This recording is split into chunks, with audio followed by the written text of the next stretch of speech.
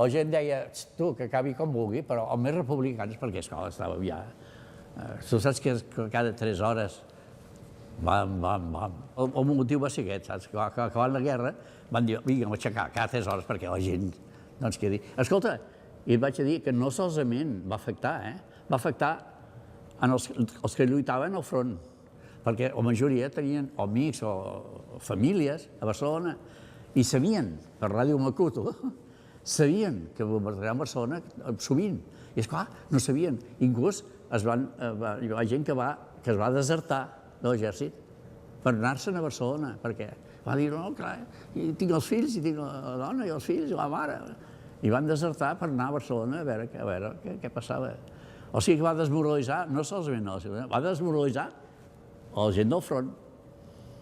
I per això va acabar, perquè després de 3 anys, ja era al final, i la gent va dir, bueno, que s'acabi, perquè, escolta, no. Va ser terrible. Aquest va ser terrible. Ja et dic, van ser tots, perquè això, després hi ha l'altre, el del Plaça Nova, o sigui, davant de la catedral, també va ser, perquè allà va morir un company meu, del Creu Roja.